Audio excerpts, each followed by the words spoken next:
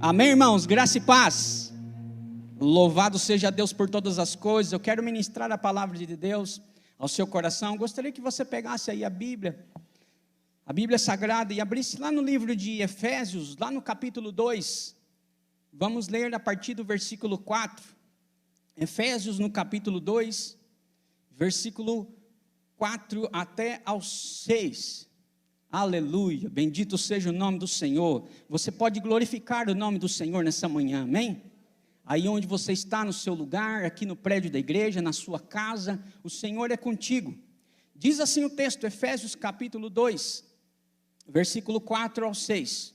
Todavia, Deus que é rico em misericórdia, pelo grande amor com quem nos amou. Aleluia. Deu-nos a vida juntamente com Cristo. Com quem, irmãos? Com Cristo. Quando ainda estávamos mortos em transgressões. Pela graça, vocês são salvos. Aleluia. Deus nos ressuscitou com Cristo. E com Ele nos fez assentar nos lugares celestiais em Cristo Jesus. Aonde nós estamos sentados, irmãos? E nos lugares celestiais em Cristo Jesus. Aleluia, pode se assentar. O tema dessa mensagem é afirmações sobre a sua vida. Nós estamos vivendo dias não muito fáceis, irmãos. Nós temos passado por muitas dificuldades, por muitas lutas, mas a Bíblia diz que em todas elas nós somos mais do que vencedores em Cristo Jesus. Amém? Então essa afirmação aqui, ela foi aqui colocada pelo apóstolo Paulo, e ela não pode ser apenas uma poesia na nossa vida. Então nesses dias exige que nós possamos saber quem somos em Cristo Jesus. Porque nunca como agora nós precisamos praticar, em todo tempo nós precisamos praticar a palavra, mas em tempos mais difíceis, com mais tribulações e dificuldades, as pessoas têm uma tendência a esmorecer, a esquecer quem são em Cristo Jesus, e você não pode se esquecer disso. Você não pode se esquecer quem você é em Cristo Jesus. Então a Bíblia, ela não pode se tornar apenas uma história, uma poesia na sua vida, mas ela precisa ser algo que fala a respeito de uma verdade espiritual sobre a minha e a sua vida. Nós estamos assentados com Cristo, amém? Essa é a verdade espiritual sobre mim e sobre você. Então a Bíblia, ela tem que se tornar uma verdade na sua vida. A palavra de Deus é a verdade. Então ela tem que se tornar como uma verdade. Ela precisa ser uma convicção, uma experiência pessoal. E isso acontece por meio da onde? Por meio da fé. Por meio da fé. Por isso nessa manhã eu criei e falei. Por isso eu criei e estou ministrando essa mensagem para você. Quando nós entregamos a nossa vida para Jesus, nós precisamos começar a desfrutar dessa fé. Porque muitas vezes nós declaramos palavras de fé, nós oramos, nós profetizamos sobre a vida das pessoas, nós dizemos, eu tenho fé. Mas quando chega na hora da turbulência, quando chega a hora da tempestade, é o momento de nós desfrutarmos do que é fé. De nós desfrutarmos da palavra de Deus. Essa é a vida do crente, desfrutar da fé, amém? Diga comigo, desfrutar da fé. Diga, essa é a minha vida. Essa é a sua vida, meu irmão. Então Jesus, quem é a verdade? Jesus é a verdade. Jesus é a verdade, e hoje Deus quer que você não só saiba o que fazer. Hoje eu não vim dar uns passos para que você possa fazer alguma coisa. Hoje eu vim ministrar uma palavra para que você veja quem Deus é e aonde você está. Aleluia, bendito seja o nome do Senhor. Ei, sua vida são consequência dos desdobramentos daquilo que você vê. O que é que você vê? Você tem visto a Deus? Você tem lido a sua palavra? Você tem tido experiências com Ele? A Bíblia diz que você é co-herdeiro com Cristo. Nós somos filhos do Pai, amém?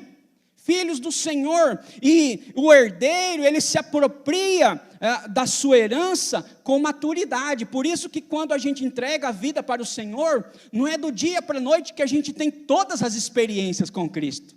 Todos os dias nós temos uma experiência nova, e essa experiência vai nos trazendo o quê? Maturidade. Por exemplo, é como dirigir um carro, né? Você é filho do seu pai, o seu pai tem um carro lá maravilhoso, bonito para você dirigir, mas você ainda é pequenininho, tem 10 anos, tem 13 anos, tem 15 anos, você ainda não pode dirigir. Por quê? Porque aí você ainda não ganhou experiência, você não passou pelo tempo da maturidade, você não foi aprovado ainda em uma experiência.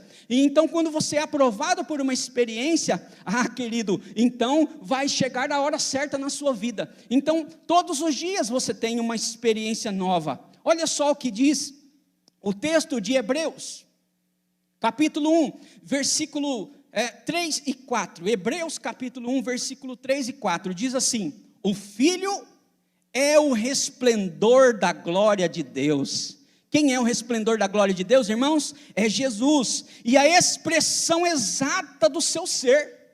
Jesus é a expressão exata de Deus, sustentando todas as coisas por sua palavra poderosa. Ei, é Ele que sustenta você. Enquanto você dormia, Ele estava prosperando, abençoando a sua vida. Enquanto você levanta e tem o primeiro fôlego de vida, é sustento de Deus. O seu casamento, quem sustenta é o Senhor.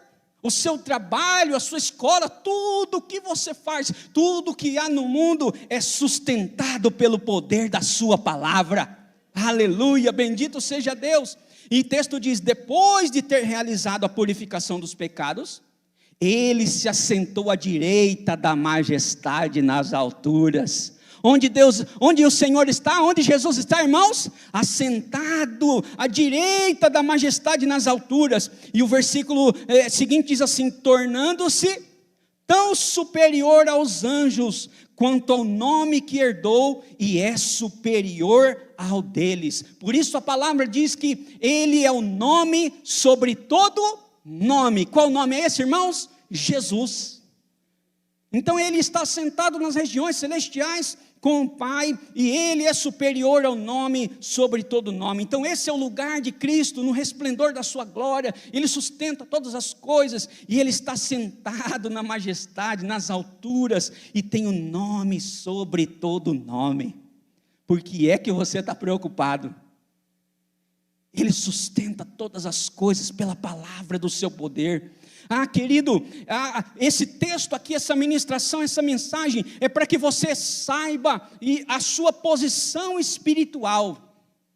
A sua posição espiritual hoje, nesta manhã, nesse dia, você está em Cristo. Diga: eu estou. Mais forte, diga assim: eu estou em Cristo. Aleluia. Porque, irmãos, que eu quero ministrar essa mensagem, porque há pessoas que estão me ouvindo, irmãos, que estão apreensivos sobre o que virá pela frente, o que será o dia de amanhã. O que vai acontecer com toda essa crise, com toda essa complicação toda na saúde, na economia, nas nossas vidas? São muitos medos que as pessoas estão passando hoje, mas quando você está em Cristo, você sabe para onde vai e você sabe o que vai acontecer. Por isso essa mensagem que ministro para você nessa manhã, aqui no prédio da igreja, você que está ouvindo aí na sua casa, eu quero dizer algo para você: entregue a sua vida para Jesus. Porque quando você entregar a sua vida para Jesus, o Senhor vai estar no barco. A tempestade pode estar acontecendo, mas Ele vai estar lá para livrar de todas elas. Ele vai estar direcionando, guiando você. A tempestade pode até acontecer, mas Ele vai estar lá junto com você. Ele vai estar bem pertinho de você. Então, eu quero dizer para você: entregue a sua vida para o Senhor. O dia é hoje, a Bíblia diz que o dia do homem se chama hoje. Então, hoje, irmãos, você veio, eu vim aqui para nós podemos contemplar a graça de Deus e a libertação dele sobre nós. Os irmãos já estão até careca de saber, né? Alguns com muito cabelo. Diz assim João 8,32, essa mensagem tem sido repetida até na televisão por muitos dias, por muitas pessoas. João 8,32, e conhecereis a verdade, e a verdade vos libertará. Que verdade é essa, irmãos? A verdade do Evangelho. É a verdade do Evangelho. Ela é aquilo que nós precisamos ter de convicção na nossa vida, para que nós possamos estar no lugar onde Deus te colocou. Deus te colocou em Cristo Jesus, para desfrutar desse lugar, para desfrutar da presença, para desfrutar das promessas de Jesus, do Senhor para a sua vida. Você precisa estar em Cristo, amém? Você crê assim? Amém, porque 2 Coríntios 5,17 diz assim: portanto, se alguém está onde, irmãos? Em Cristo, é nova criação. Ei, as coisas antigas passaram, e eis que surgiram novas coisas. Ei, quando nós estamos em Cristo, a nossa vida começou tudo novo, irmão. Tudo novo começou, agora você está num novo lugar, você está no reino de Deus, você está no lugar onde Deus queria que você tivesse, ainda lá atrás, quando nós andávamos errantes e pecadores, o Senhor já tinha sonhado nesse dia para você. Por isso eu quero falar sobre algumas afirmações sobre a sua vida, e a primeira afirmação é: a verdade é o Evangelho. Diga comigo, a verdade é o Evangelho. Tem muitas verdades por aí, verdades filosóficas, verdades em frases, verdades em muitas coisas, mas a única verdade, querido, que fundamenta a minha e a sua fé, deve ser o Evangelho. As Escrituras Sagradas é a nossa única fonte de crença, é a Bíblia, sabia disso? É a Bíblia Sagrada, por isso nós devemos ler e ouvir a palavra todos os dias. E nós escutamos, irmãos, durante muito tempo, durante todo o tempo, que Deus quer o nosso bem, né? Que Deus quer nos curar, nos prosperar, nos abençoar, que nós precisamos ter uma vida de abundância. Mas quantas pessoas têm desfrutado disso todos os dias? Será que nós temos desfrutado mesmo dessa palavra, né? Existe a consciência para dizer se nós temos desfrutado ou não. Por isso o Senhor deixou esse algo maravilhoso para nós, a nossa consciência, porque nós sabemos se realmente a nossa vida está condizendo com a palavra que temos crido, que temos buscado no Senhor. Então, Adão também teve essa consciência quando comeu do fruto proibido, né? Eles desfrutavam de dias maravilhosos. Era abençoado demais lá no jardim, mas um dia eles comeram do fruto proibido, que o Senhor disse que não era para comer, e eles comeram, e lá eles tiveram o quê? Consciência de si mesmos, e eles se tornaram inconstantes, e eles começaram a olhar para si mesmos, se esconderam, né? Viram que estavam nus, e o Senhor foi lá perguntar onde eles estavam, né? Então eles começaram a ver as impossibilidades, e para a gente é assim também. Quando a gente peca, a gente começa a ver as inconstâncias, as impossibilidades, e muitas vezes somos levados até a ter falta de fé. Mas o pecado não é para te destruir. Você tem consciência do pecado, você confessa o seu pecado para Deus, para as outras pessoas, você recebe a oração, né, e você é curado, sarado, e você continua a vida. Não é para você ficar olhando para trás, olhar para baixo, olhar para você e dizer: eu não sou digno de fazer nada na presença de Deus. Não, o Senhor não quer isso. O diabo, ele mostra as nossas impossibilidades quando olhamos para nós mesmos, mas Gálatas 2:20 diz que nós fomos crucificados com Cristo. Diz assim, fui crucificado com Cristo, assim já não vivo eu, mas aquele que vive em mim, mas Cristo que vive em mim. A vida que agora vivo no corpo, ou seja, na igreja, na presença de Deus, vivo por onde, irmãos? Pela fé no Filho de quem? No Filho de Deus, Jesus Cristo, que me amou e se entregou por mim. Ei, esse aqui é eu, esse aqui é você. Nós estamos em Cristo, nós fomos crucificados com Cristo. Com Cristo nós não temos nada com Satanás. Satanás já é um perdedor, nós vamos guerrear, nós vamos ter embates com ele, mas nós sempre venceremos, em nome de Jesus, por causa da sua graça, do seu amor e do seu sacrifício, já feito lá na cruz do Calvário. Ei, tetelestai, está consumado, já aconteceu. Esses somos nós. Se relacione com Deus com base na graça dele. Ei, pare de olhar para você, olhe para Jesus Cristo. Comece a olhar para Jesus Cristo. A graça, ela é mais forte que a lei. A lei foi dada por Moisés, um servo, mas a graça foi dada por intermédio de Jesus Cristo, o Rei dos reis e Senhor dos senhores. Quer ver um exemplo aqui para você, para que você possa entender melhor isso? Eu poderia muito bem gravar esse vídeo aqui para você hoje. Eu poderia gravar essa mensagem para você e colocar nas redes sociais e mandar pelo WhatsApp e você ia assistir. Mas eu resolvi aceitar o convite que Deus fez através da vida do pastor Domingos e eu vim pregar a mensagem. É diferente. Entendeu? Como era Moisés e como foi Jesus. Jesus veio, ele deixou a sua glória, querido. E ele veio para morrer por mim e por você. A presença de Deus é a graça de Deus. É a presença dele, aleluia. Jesus é um Deus encarnado e veio ao mundo. E ele habita dentro de mim e dentro de você. Aleluia, bendito seja Deus. E eu quero dizer para você, querido, a lei é verdadeira, mas a graça é a verdade que liberta.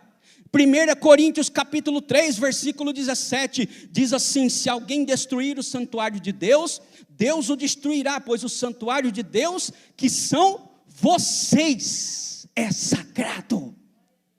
Ei, é aqui que Deus quer habitar. É em você, isso é sagrado para Deus. Ele não quer habitar no prédio, Ele quer habitar em você. Isso é informação poderosa para Ele. Para todos nós que nós deveríamos saber, mas isso você tem praticado na sua vida? Você entende que você é santuário de Deus? A segunda afirmação sobre a sua vida: tornamo-nos semelhantes com aquele que contemplamos.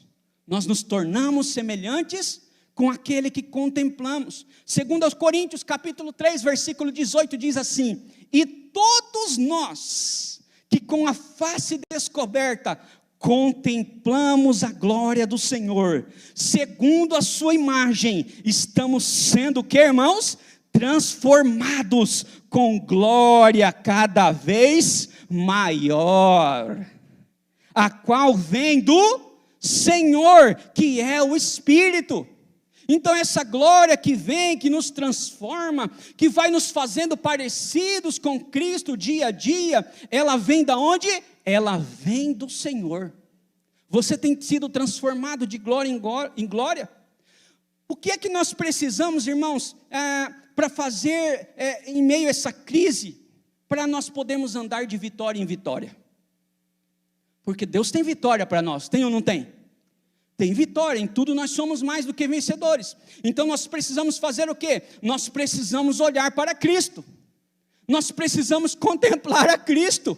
Por isso você cantou um louvor e você louvou o Senhor hoje. É tempo de voltar a olhar para Ele. É tempo de voltar a olhar para Ele. Nós não podemos olhar para as coisas que estão acontecendo, porque nós vivemos pela fé, e a fé no Filho de Deus chamado Jesus Cristo de Nazaré. Não tire os seus olhos de Jesus. Não olhar para nós mesmos com os nossos erros e impossibilidades. Quando nós contemplamos o Senhor com base nele, nós fazemos e acessamos coisas que nós não fazíamos antes. É ou não é? Essa é uma grande verdade. Você crê na Bíblia? Você crê na Bíblia? Beleza, então Mateus capítulo 14, versículo 29, diz assim: o Senhor respondeu a ele: então Pedro saiu do barco e andou sobre a água, e foi em direção a quem? Em direção a Jesus. Pedro andou sobre a água, e ele foi em direção a quem? A Jesus. Pois então a Bíblia diz que Pedro andou sobre as águas, sabe por quê? Porque ele foi na direção, ele contemplou o Senhor. E ele começou a andar sobre as águas. Sabe, o mar estava revolto, como o mar está revolto ao nosso redor hoje. O mar está revolto, às vezes a gente não quer nem ligar a televisão, não quer nem ver notícia, não quer nem ouvir notícia, porque sabe que só tem notícia ruim. Só tem tribulação, só tem dificuldade. O mar está revolto, mas quando você olha para Jesus, você caminha sobre os problemas. Pode estar ventando, o mar pode estar agitado, mas você está olhando para o Senhor, ó. Você está indo na direção do Senhor Jesus. Ei, isso é a graça. Isso é a graça, é você olhar para Jesus, é você continuar contemplando Ele. Ah, querido, eu quero dizer algo para vocês. Toda vez que a dúvida entra na sua vida, a fé vai embora. A fé vai embora, por isso a Bíblia diz que nós não podemos ser incrédulos. Hebreus capítulo 11, versículo 1 diz assim: ora, a fé é a certeza daquilo que esperamos e a prova das coisas que não vemos. É certeza, irmãos. É certeza, nós precisamos olhar para o Senhor nesse momento que estamos vivendo, onde há muitas pessoas enfermas, alguns nós perdemos, né? Morreram, mas morreram no Senhor. Um dia nós nos encontraremos novamente, e então esses são dias que precisamos receber mais de Deus. Nós precisamos ter mais experiências com Deus, para que você possa receber. Sabe o que é humildade? Humildade é você dizer para Ele que você precisa dEle todos os dias. Nós temos que agradecer, porque todo filho pede, né? E quando o filho recebe, o que ele faz? Obrigado. Mas logo ele está pedindo alguma coisa de novo. A gente tem essa tendência de agradecer, é verdade, nós temos sido ensinados a isso, e nós precisamos ser gratos a Deus e agradecer a Ele todos os dias, mas o filho também pede. Sabe o que é arrogância? Arrogância é dizer: eu não preciso nada do Senhor, eu dou conta sozinho. Eu faço, depois eu só agradeço. Não, não é assim. Nós dependemos de Deus todos os dias. Tudo que nós vamos fazer, tudo que nós vamos receber, nós dependemos dEle. Nós dependemos da sua gloriosa vontade. Alguns dizem assim: não, mas eu não quero incomodar Deus, pastor. Mas essa não é a alegria de Deus, de ser incomodado. No episódio lá de Marta e Maria, o que é que Jesus disse? Maria escolheu a minha melhor parte, está aqui comigo, ó. Ela devia estar lá celebrando, pedindo, agradecendo. Ela escolheu a melhor parte, ela escolheu a presença de Deus. A alegria de Deus é estar com seus filhos, é ouvir a voz dos seus filhos, é ter um relacionamento com Ele, porque essa é a graça de Deus, é se relacionar com Deus. Por que Jesus dizia sempre nos evangelhos, você vai lendo, ele falava assim: homens de pequena fé. Já reparou isso? Homens de pequena fé. Sabe por quê? Porque o acesso que vocês têm nele é o tanto que você vai receber dele. É o tanto que você recebe de Deus. Quanto mais vocês crerem, mais você vai acessar as bênçãos que o Pai tem para você. Quanto mais você acreditar. Então, para receber dele, você precisa ter fé. Você precisa ter fé. E esses dias eu estava no carro, estava vindo na estrada e eu estava pensando: meu Deus, eu gostaria de tanto de dar algo para minha filha, mas nesse momento tão dificultoso, olha eu olhando para o mar revolto, tão dificultoso, essas dificuldades que estão acontecendo, mas na mesma hora eu lembrei quem eu era em Cristo Jesus. Aí eu pensei, eu não disse, eu nem coloquei as minhas palavras, eu pensei: mas o Senhor é poderoso. Olha o currículo do Senhor, o Senhor criou os céus e a terra. O Senhor é o dono do ouro e da prata. Se o Senhor quiser me dar isso para que eu possa dar à minha filha, o Senhor pode fazer isso agora. Porque o Senhor é Deus. O Senhor é poderoso para fazer infinitamente mais daquilo que pedimos ou pensamos. Eu só pensei, irmãos, no outro dia a bênção entrou. No outro dia o Senhor disse assim: está vendo quem eu sou? Eu sou o Senhor, mas eu sou seu Pai. Aleluia, bendito seja Deus. Então, para receber dele nesses dias, nós precisamos ter fé. Creia em Deus e em Jesus. Creia em Deus e em Jesus.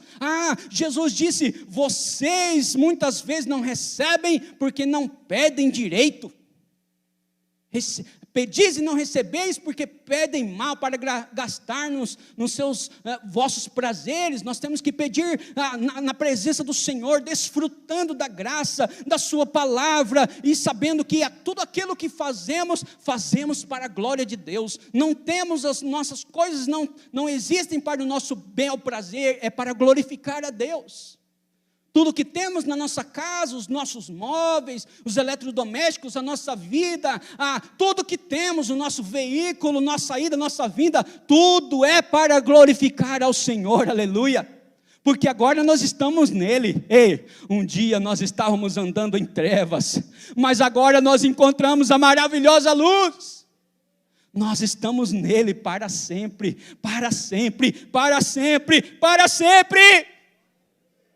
A terceira afirmação: o que já está pago não pode ser cobrado. Diga comigo: o que está pago não pode ser cobrado. É assim mesmo, você precisa compreender essa verdade na sua vida. Vamos falar aqui da história da mulher adúltera, né? Jesus estava ali no templo, e diz o texto lá em João, no capítulo 8, que uma mulher foi pega em adultério, e os homens levaram aquela mulher lá. E olha só o que diz aqui João, capítulo 8, versículo 5. Na lei, Moisés nos ordena apedrejar tais mulheres. Foi o que aqueles homens disseram para Jesus. E o Senhor o que disse? Porque eles viviam querendo pegar Jesus, eles queriam um motivo, né, para prender Jesus. E o que é que diz esse texto, irmãos, quando uma mulher adúltera é pega em adultério? Lá, nesse texto, o que diz? Tem que ser apedrejada. Tem que apedrejar, aquela era a sentença da lei. Então naquele momento, o que é que a Bíblia diz? A Bíblia diz que Jesus se abaixa e escreve na terra. Você já parou para perceber por que Jesus tem que abaixar e escrever no chão? Você já deve ter feito essa pergunta para você, né? Então, o texto está ensinando aqui que Jesus estava no templo, e onde ele estava aqui no original, terra não é chão de terra, é chão de pedra. No original aqui é chão de pedra. Chão de pedra. Então Jesus estava fazendo o quê? Escrevendo com o dedo na pedra. Os homens vêm, trazem aquela mulher, dizem que ela foi pega, né? E querendo testá-lo ali, diz a Bíblia, né? E aí por que Jesus se abaixa e começa a escrever? Ele estava dizendo: isso é a lei, escrevendo na pedra, porque a primeira vez foi escrito por Moisés, foi escrito, né, na tábua e entregue a Moisés. Então ele estava simbolizando ali, escrevendo na pedra. Essa é a lei, é assim que funciona a lei, né? Então eles queriam testá-lo. Por quê? Porque se Jesus dissesse assim, apedreja, ele estava indo contra tudo aquilo que ele aprendeu, que ele estava ensinando, aliás, o amor. Ele não poderia mandar apedrejar aquela mulher. E se ele dissesse, olha, não mata, ele estava descumprindo o quê? A lei. E eles queriam pegar Jesus nisso. Os homens são espertos, eles querem dar nome de Deus. É interessante a gente, né? Misericórdia. Mas a palavra de Deus diz que Jesus estava escrevendo na pedra, no chão, com o dedo. E aí Jesus se levanta. Ele se levanta.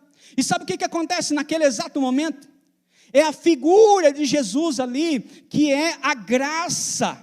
Jesus naquele momento é a própria graça. É a graça de Deus querendo se relacionar com os homens de uma maneira graciosa. Jesus estava ali, ele mostrou a lei, e ele estava ali na sua própria pessoa, mostrando a eles: olha, a graça está aqui perto de vocês. Em outras palavras, que tal experimentar da graça?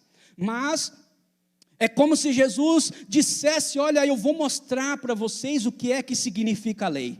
Então o que ele faz? Ele pega a lei, e os homens estavam apontando a lei para aquela mulher, dizendo: não, ela tem que ser apedrejada. Ela precisa ser apedrejada, é assim que a lei diz.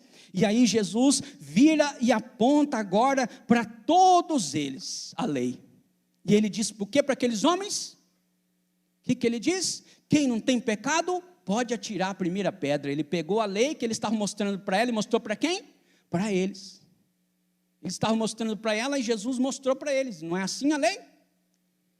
E aí, É assim que vocês querem tratar ela, com a lei? Então vamos tratar todos com a lei então. Era isso que a atitude de Jesus estava querendo dizer. E o que a Bíblia diz depois? No versículo 9, diz que desde o mais velho até o mais novo, o que foi acontecendo? Todos foram saindo. Todos foram saindo. Porque todos eles tinham consciência do quê? Do pecado. Todos eles tinham consciência do pecado. Por quê? Porque Jesus lhe mostrou a lei. E Jesus escreve pela segunda vez na pedra, né? Ele escreve 2 vezes. Você já notou no texto que ele abaixa e escreve 2 vezes, no versículo 6 e no versículo 8.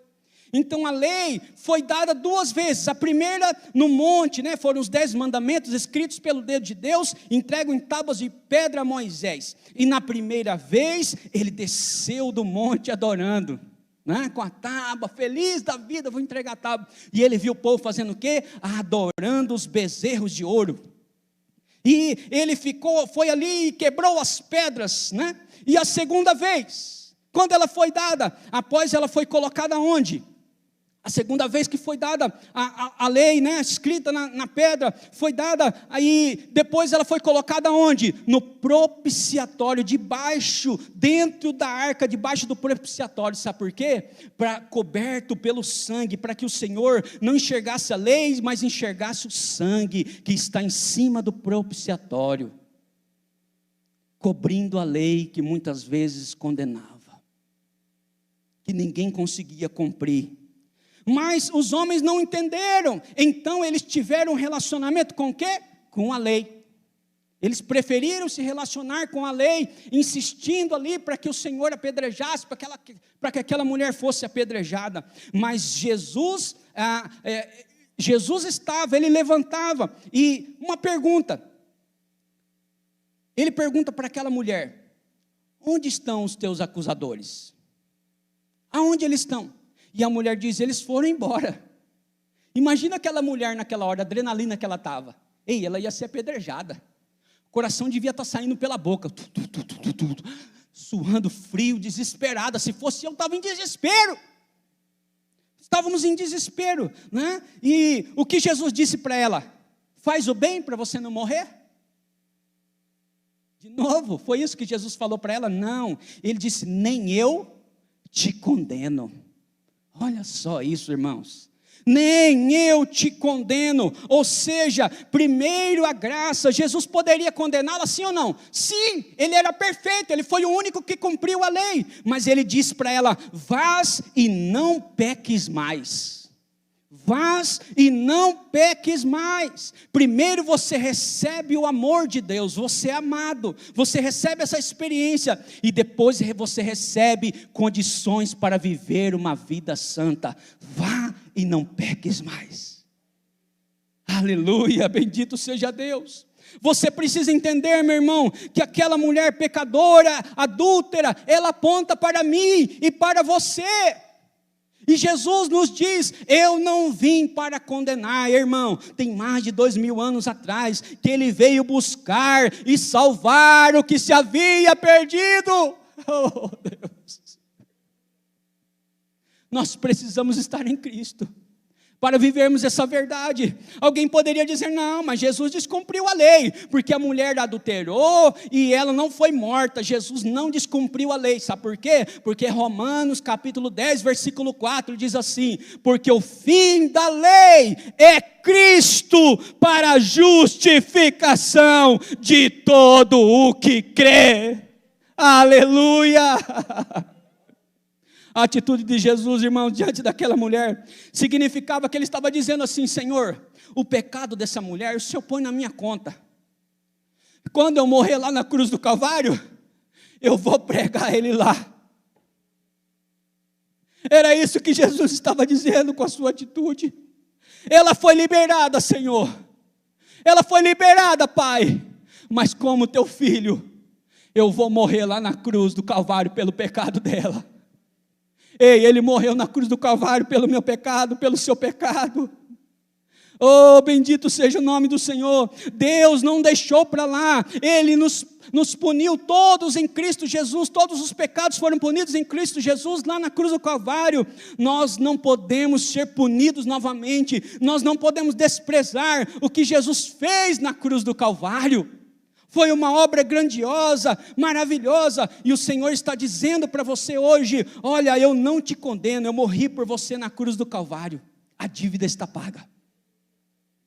João 1,29 diz: no dia seguinte, João viu Jesus aproximando e disse: vejam, é o Cordeiro de Deus que tira o pecado do mundo, aleluia, bendito seja Deus. Então você precisa entender, querido, está consumado, você precisa aprender a valorizar isso. Tetelestai foi o que ele disse lá na cruz do Calvário, está consumado significa a obra está completa, não tem nada faltando. Diga comigo, não tem nada faltando. Não tem nada.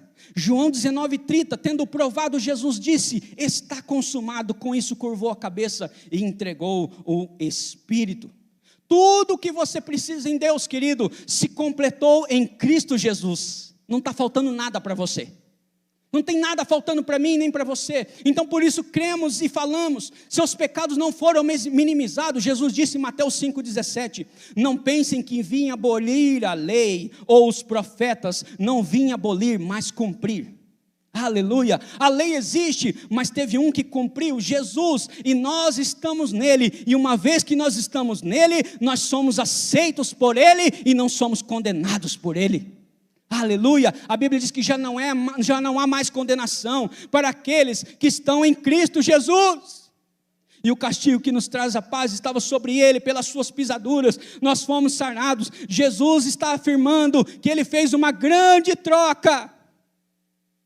Lá em Colossenses capítulo 2, versículo 13 e 14 diz assim: quando vocês estavam mortos em pecados e na incircuncisão da sua carne, Deus os vivificou juntamente com Cristo. Ele nos perdoou todas as transgressões, todas, e cancelou a escrita de dívida, que consistia em ordenanças e que nos era contrária, ou seja, não nos beneficiava. Ele removeu, pregando-as na cruz. Toda a dívida está lá, querido, ficou lá. Não tem como ser pago de novo.